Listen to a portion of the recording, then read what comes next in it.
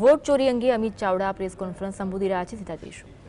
એની વિગતો જોતા એટલું ચોક્કસ થાય કે આ ભારતીય જનતા પાર્ટીના પ્રદેશના અધ્યક્ષનો લોકસભા મત વિસ્તાર છે, જે હાલમાં દેશના કેબિનેટ મિનિસ્ટરની પણ જવાબદારી સંભાળે છે. એટલે મોટા નેતાના વિસ્તારથી આ ચોરી પકડાઈ છે અને લાખોની સંખ્યામાં આવી ચોરી હોવાનો 100% પુરાવા સાથે કહી શકાય એમ છે. એનો સ્પષ્ટ મતલબ કે આખા ગુજરાતમાં આવું તંત્ર ચાલે છે. મારે અહીં આપની સમક્ષ થોડા દાખલા મૂકવા છે કે આ 84 વિધાનસભા મત વિસ્તારના ધારાસભ્ય પણ ભારતીય જનતા પાર્ટીના છે. ત્યાંના સંસદ સભ્ય CR પાટીલ પણ ભારતીય જનતા પાર્ટીના પ્રદેશના અધ્યક્ષ છે, કેન્દ્રમાં મિનિસ્ટર છે અને એમના જ મત વિસ્તારમાં 2,40,000 મતદારોની ચકાસણીમાં 40% એટલે 30,000 કરતા વધારે ખોટા મતદારો મળતા હોય. એનો મતલબ છે કે 12.3% મતદારો ખોટા હોવાનું આટલી પ્રાથમિક ચકાસણીમાં ધ્યાનમાં આવ્યું છે. અને હજુ જો 100% એટલે કે આખી 84 વિધાનસભાના 6,09,000 મતદારોની ચકાસણી કરવામાં આવશે તો આ રેશિયો મુજબ જોતા લગભગ 75,000 જેટલા મતદારો ખાલી એક જ વિધાનસભા વિસ્તારમાં ખોટા હોવાની પૂરેપૂરી શક્યતા અને દાખલા છે. એટલે ઘણીવાર એમ થાય કે રેકોર્ડ બ્રેક મતોથી CR પાટીલજીની જીત થઈ, વારંવાર જીત થાય છે. આ રેકોર્ડ બ્રેક મતોથી જીતવા પાછળ આ મતદાર યાદીમાં ગડબડી, આ ભૂતિયા ખોટા મતદારો કે વોટોની ચોરી તો નહીં હોય ને, એ પ્રશ્ન આજે આપણે સૌને થાય છે. ત્યારે એ વાત કરીએ કે આ વોટ ચોરી થાય છે કેવી રીતે.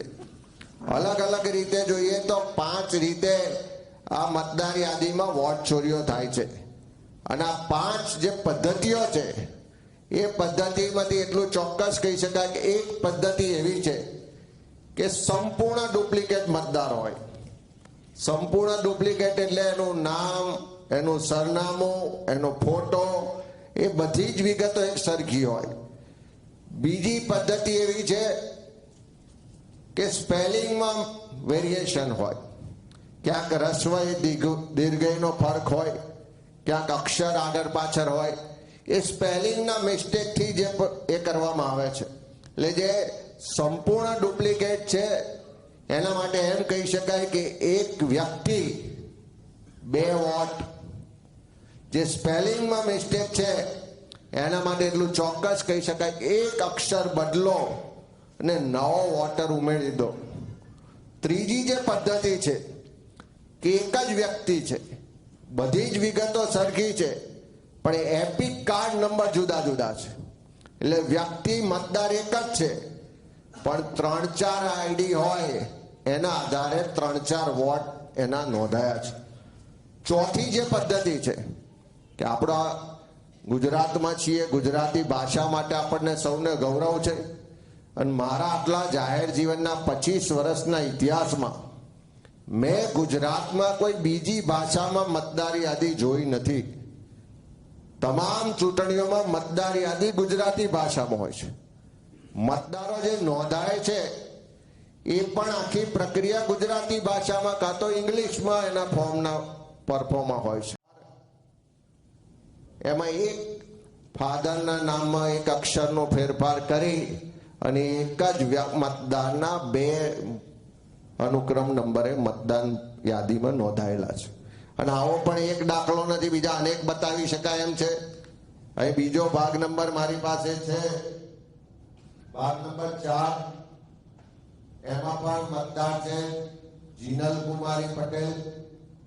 એની પણ વિગત જોશો તો સેમ છે. એકાદ અક્ષર રસ્વય દીર્ઘય આગળ પાછળ કરી એ જીનલ કુમારીના બંને નામોના તમે અક્ષર જોશો તો એ અક્ષરોમાં નદીઓ ફેરફાર કરીને એકના એક વ્યક્તિ માટે 2 જગ્યાએ મતદાર યાદીમાં નોંધવામાં આવ્યા છે.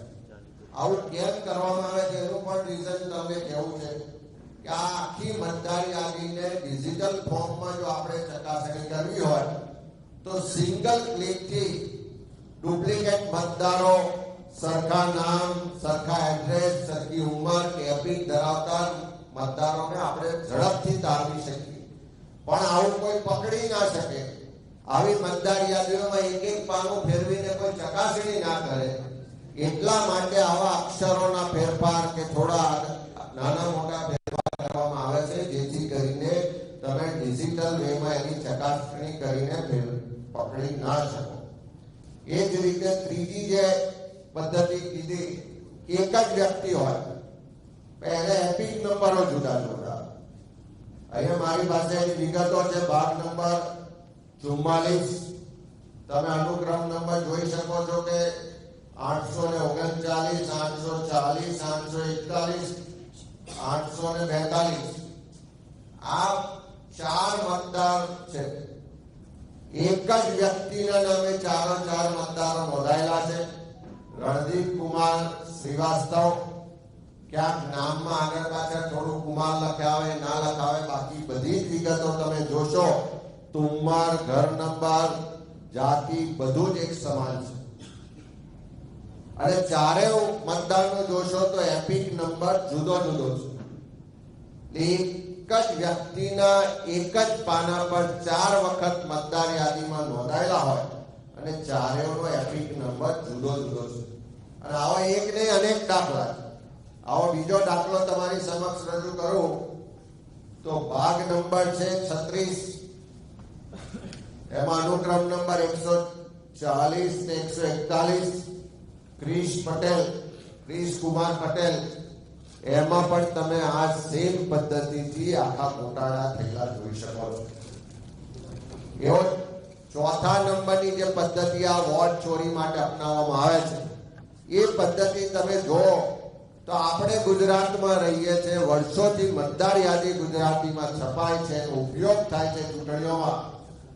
આ વિધાનસભા વિસ્તારમાં, આ CR પાટીલજીના લોકસભા વિસ્તારમાં એવું તો શું થયું કે અનેક મતદારોના નામ ક્યાંક હિન્દીમાં નોંધવામાં આવ્યા છે, ક્યાંક પંજાબીમાં નોંધવામાં આવ્યા છે, ક્યાંક બંગાળીમાં નોંધવામાં આવ્યા છે.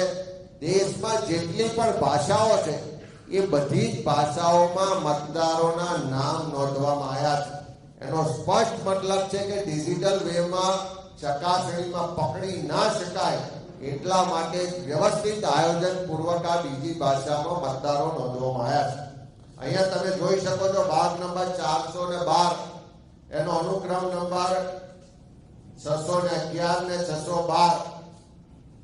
પાયલ લોહિયા એ મતદાર છે. એના નામ તમે જોઈ શકો છો કે કઈ ભાષામાં નોંધવામાં આવ્યા છે.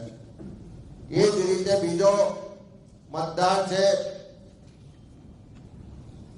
અનુક્રમ નંબર 690 ને 691. મતદારનું નામ બંગાળી ભાષામાં છે. મને તો આવડતી નથી, કદાચ ત્યાંના સંસદ સભ્ય CR પાટીલજીને બંગાળી સારી રીતે આવડતી હશે એટલે એમની ભાષામાં નોંધાયો છે. એ 690 ને 691 નંબરે તમે જોઈ શકો કે એક જ ભાષામાં નોંધવામાં આવે છે. એટલે આ મતદારો બીજી ભાષામાં નોંધવા પાછળનું કારણ હું તો સમજી ના શક્યો, પણ કદાચ આ વોટ ચોરો જે છે એ એનો સારી રીતે ખુલાસો કરી શકશે. અને એ જ રીતે તમે ભાગ નંબર 38 જો, ત્યાં પણ અનુક્રમ નંબર 71 અને 72 ત્યાં પણ હિન્દીમાં નોંધવામાં આવ્યા છે. એ જ રીતે એ જ ભાગ નંબરમાં અનુક્રમ નંબર 135 એ નામ પણ બંગાળીમાં નોંધવામાં આવ્યા છે. એ જ રીતે એ જ ભાગ નંબરમાં અનુક્રમ નંબર 182 એ પણ કોઈ બીજી ભાષામાં નોંધવામાં આવ્યા છે. એનો સ્પષ્ટ મતલબ છે કે એક વ્યવસ્થિત ષડયંત્રના ભાગરૂપે ડિજિટલ રીતે ચકાસણીમાં પકડાય નહીં આ ચોરી, એ રીતે આ વોટ ચોરી કરવાનું આખું વ્યવસ્થિત પ્લાનિંગથી કામ થઈ રહ્યું છે. પાંચમી જે પદ્ધતિ છે કે ઘર નંબર હોય, એડ્રેસ હોય, એમાં નજીવો ફેરફાર કરો, જેથી કરીને કોઈ રેવેમાં એની ચકાસણી કરવા જઈએ તો પકડી ના શકાય. આ મારી પાસે યાદી છે ભાગ નંબર 8, એમાં અનુક્રમ નંબર છે 972 અને 977. મતદારનું નામ છે રણજીતસિંહ શેખાવત.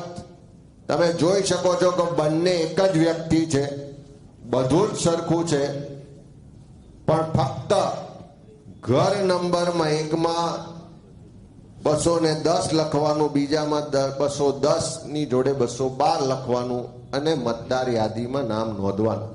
આવા પણ અનેક પુરાવા મારી પાસે અહીંયા છે. આ મેં તમારી સમક્ષ થોડા પુરાવા વિગતો સાથે હાર્ડ કોપી, એની ઓનલાઈન જે ચેકિંગ કર્યાની કોપી સાથે રજૂ કરીશ. હજુ આવી અનેક કોપીઓ છે, જેને પણ વેરીફાઈ કરવી હોય અહીંયા છે, જોઈ શકે છે.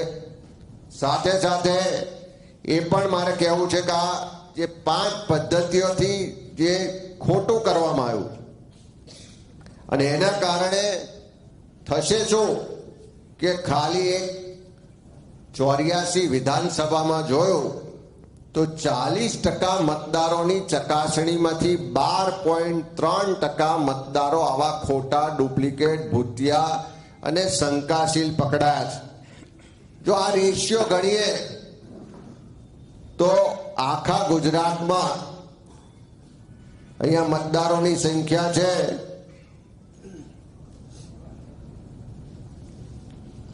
આખા ગુજરાતમાં મતદારોની સંખ્યા 5,06,00,000 મતદારો છે.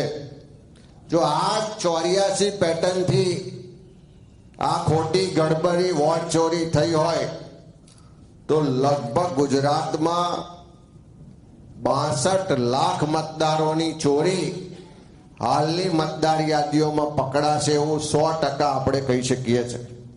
અને ખાલી 8 લોકસભા વિસ્તારની વાત કરીએ, જ્યાં સંસદ સભ્ય CR પાટીલજી છે, જે દર વખત રેકોર્ડ બ્રેક મતોથી જીત્યાની વાહવાહીને રેકોર્ડ નોંધાવે છે. ત્યાં બધા જે ધારાસભ્યો છે એના પણ તમે વિગત જોશો તો બધા ખૂબ મોટા મોટા મહાનુભાવો છે. જો આવા મહાનુભાવો કે જ્યાં આગળ કેન્દ્રના મંત્રી, લોકસભાના સભ્ય હોય, એ જ વ્યક્તિ ભારતીય જનતા પાર્ટીના રાજ્યના પ્રમુખ હોય, એ જ વિસ્તારમાં રાજ્યના ગૃહ રાજ્યમંત્રી હોય ને બીજા મહાનુભાવ હોય,